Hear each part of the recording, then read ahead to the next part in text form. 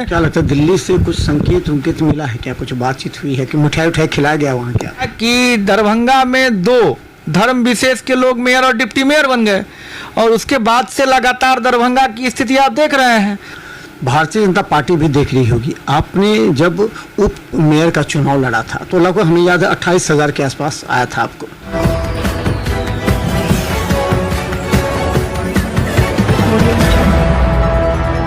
नमस्कार, बिहार मिथिला न्यूज में आपका स्वागत है। मैं हूं मनोज। देखिए, हर बिहार और दरभंगा के हर पॉलिटिकल अपडेट हमको आप दिखाते हैं। कुछ लोग हमें ये कहते हैं, कुछ नेता हमें मिल जाते कहते हैं मनोज जी तो सबको टिकट ही बांट रहे हैं, लेकिन नहीं, जिसके दिल में और पार्टी जिसके बारे में थोड़ा सा भी सोचती है उसके विचारों को हम पहुंचाने का प्रयास करते हैं, क्योंकि हर पार्टी के कार्यकर्ता का ये हक और अधिकार है कि वो अगर पार्टी के लिए दिन रात मेहनत करता है तो वो चुनाव लड़े और पार्टी को जीत दिला के दिखाए। हम बता दें, हमारे साथ भारतीय जनता पार्टी के नेता हैं बालेंदु झा। आपका स्वागत है। बहुत बहुत धन्यवाद। देखिए, बालाजी अभी दिल्ली से लौट करके आए। जब भी कोई दिल्ली से लौट कर आता है तो कुछ ना कुछ संकेत देता है, कुछ ना कुछ से दिशा निर्देश प्राप्त होती है। और अभी चुनाव का समय, सभी दिल्ली के दौरा करें, कभी दिल्ली कभी पटना, कभी दिल्ली कभी पटना। दिल्ली से आने के बाद काफ़ी ज़्यादा इनके अंदर विश्वास है, क्योंकि विभिन्न स्रोतों से पार्टी जो है विश्लेषण करती है अपने संभावित प्रत्याशियों का। आपका भी नाम संभावित प्रत्याशियों में आ रहा है दरभंगा शहरी विधानसभा से, क्योंकि जो विभिन्न स्रोत से पार्टी सर्वे करवाती है, तो पार्टी सर्वे करवाई होगी। आपको कुछ नॉलेज है इस बारे में? ऐसा है मनोज भैया कि 40 साल की करीब उम्र है और 25 साल से पार्टी के लिए काम कर रहा हूँ। और पिछले 15 वर्षों से तो मुझे लग रहा है 2010 के बाद लगातार मैं आपके सभी डिबेट चैनलों में, कार्यक्रमों में आकर आपके साथ पार्टी की बातों को आगे करने का कार्य किया है। तो ये सब बातें पार्टी देख रही हैं और हम जिस पार्टी भारतीय जनता पार्टी के कार्यकर्ता हैं उस पार्टी में निर्णय कोई एक व्यक्ति या एक परिवार नहीं लेता। बहुत सारे सोर्सेज हैं, बहुत सारे स्रोत हैं और उन सबों को आकलन करके ही कोई निर्णय किया जाता है। और दरभंगा तो इसका सबसे बड़ा उदाहरण है, क्योंकि दरभंगा में सांसद के रूप में एक आम परिवार से गोपाल जी ठाकुर हैं। राज्यसभा सांसद के रूप में यहाँ एक आम परिवार की महिला नेत्री राज्यसभा सांसद हैं।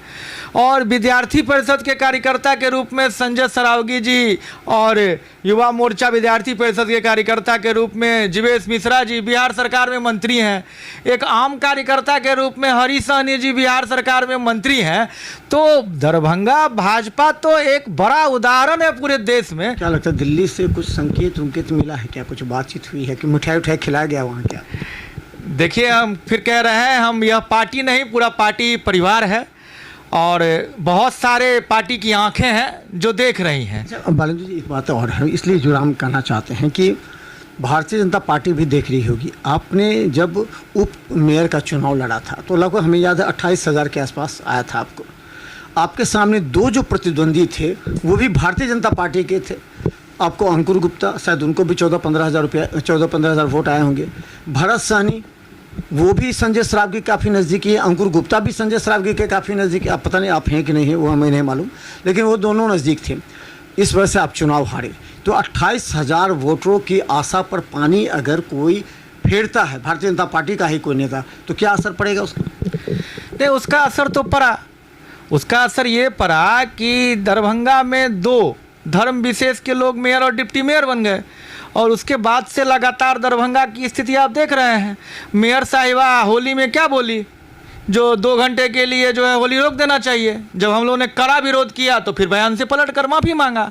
और डिप्टी मेयर साहिबा का कारनामा तो आप देख ही रहे हैं, ज़बरदस्ती सोशल मीडिया पर पार्टी और आरएसएस के बारे में गलत टिप्पणी करके उन्हें लाइट में आना है। उन लोगों की एक मानसिकता है, वो उस मानसिकता से उसका असर पड़ा। क्या लोग कहते हैं कि अगर संजय सरावगी चाहते तो दोनों सीट जीत सकते थे? देखिए, ये तो मैं नहीं कह सकता कि छोड़ दिए और कौन किन के नजदीकी है। प्रयास किए कि आप ही बैठ जाइए, अंकुर गुप्ता को रहने दिए या भरत सहनी को, ऐसा कोई प्रयास मेरे साथ नहीं हुआ था। और मुझे जहाँ तक पता है कि सिंबल का चुनाव नहीं था और अभी भारतीय जनता पार्टी या कोई भी पार्टी से कोई अधिकृत कैंडिडेट नहीं था। तो सभी अधिकारी थे अपना लड़ने का, जिसको अपना लगा कि हम जीत रहे हैं वो सब लड़ा। और जो हम लोग आपस में बिखरे, एक कोऑर्डिनेशन होना चाहिए था जो विभिन्न जगहों पर हुआ, वो दरभंगा में नहीं हो पाया, जिसके वजह से यहाँ धर्म विशेष का मेयर डिप्टी मेयर जीतने में सफल हो। इस बार जब हम जनता के बीच जा रहे हैं तो ब्राह्मण वोटरों में आक्रोश है इस बार चुनाव में कि एक कम से कम मेयर ब्राह्मण हो सकता था, क्योंकि देखिए सब जातिगत समीकरण होता है, वैश्य को लेकर के अलग होता है, सहनी को लेकर, तो ब्राह्मण वोटरों का भी अधिकार है कि उनका भी मेयर होना चाहिए। उनको खराब लगा 2-2.5 वोटर शायद आप हारे होंगे। निश्चित थोड़े कम मार्जिनों से हारे थे, और वो भी ऐसे व्यक्ति से हम चुनाव हार गए जो कहीं फ्रेम में ही नहीं थे। अगर मतलब हम कहें कि फतवा नहीं जारी होता तो वो व्यक्ति जिनका कहीं चर्चा भी नहीं था, वो केवल इस वजह से जीत गई क्योंकि वो धर्म विशेष को बिलोंग कर रही थी। तो इस बात का तो दरभंगा नगर की जनता में ज़रूर आक्रोश है, और हम जिस धर्म और जिस समाज के लिए काम कर रहे हैं उन्हें आक्रोशित होना लाजमी भी था। लेकिन उन सबों का लगातार चुनाव हारने के बाद से ही हमने संकल्प लिया कि मेरे जैसे एक आम परिवार के कार्यकर्ता को जिस प्रकार 28,000 से अधिक मतदाताओं का विश्वास प्राप्त हुआ, हिंदुओं में सबसे अधिक मत पहली बार जो है सो जनता के द्वारा मेयर डिप्टी मेयर का चुनाव हुआ था, जितना जनता थी। पहले तो पार्षद चुना करते थे मेयर डिप्टी मेयर, तो पहली बार ऐसा हुआ कि जनता के द्वारा चुनने का अवसर मिला, और उस जनता के द्वारा जो चुनाव हुआ उसमें सबसे अधिक दरभंगा जैसे राजनीतिक केंद्र जिसे कहा जाता है, उसमें मुझे सबसे अधिक हिंदू वोट प्राप्त हुआ। यही इसी बात का चर्चा है। अगर सब एक होते तो हमें लगता है कि 45-50 हज़ार से ऊपर वोट आता। जैसे कि एक तरफ नाजिया हसन के खिलाफ कोई नहीं था उसके लेवल में, तो इसका असर चुनाव में ये विधानसभा चुनाव में पड़ने जा रहा है। क्योंकि हमने कई जो ब्राह्मण वोटर थे उनसे भी बात किया, सैनी वोटर से भी हमने बात किया, तो वैश्य से भी हमने बात किया। क्या कि उनका कहना था कि कोई ऐसा नेता सामने नहीं आया जो सबको मिलाकर चलता, ताकि एक तरफ बीजेपी होता, एक तरफ अगर आरजेडी या फिर जो अलग मैंडेट से तो वो होता। तो इस पर भूमिका संजय सरावगी की क्या कहेंगे, उसको लेकर के क्या कहेंगे? देखिए, वो बड़े नेता हैं, दरभंगा के लगातार 4 टर्म के विधायक हैं, 5 बार के विधायक हैं, और अभी बिहार सरकार में वरिष्ठ मंत्री भी हैं। तो वो बड़े नेता हैं, वो लोग अपना क्या सोचते हैं ये निश्चित रूप से जवाब वो देंगे। हम कार्यकर्ता हैं, और लंबे समय से हम संजय सरावगी जी का भी जब चुनाव आया है 2010, 2015, तो आप ही के चैनल पर आके विपक्षियों को पानी पिलाने का काम किया है, और फिर पार्टी उन्हें मौका देगी तो फिर मैं यहाँ आपको वादा दिलाता हूँ, मैं आपको विश्वास दिलाता हूँ कि 6ठी बार भी वो जाएंगे।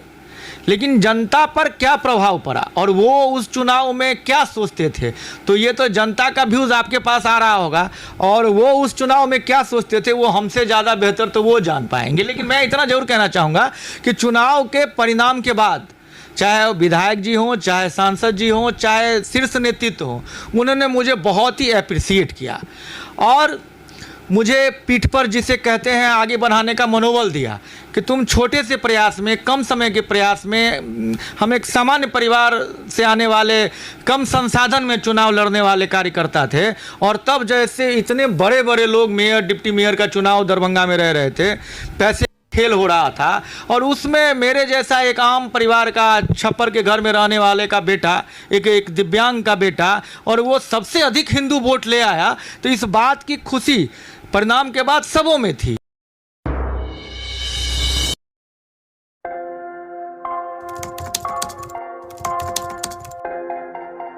मतलब ये हुआ जुमला हुआ, ऐसा कोई नहीं कर सकता है दुनिया में।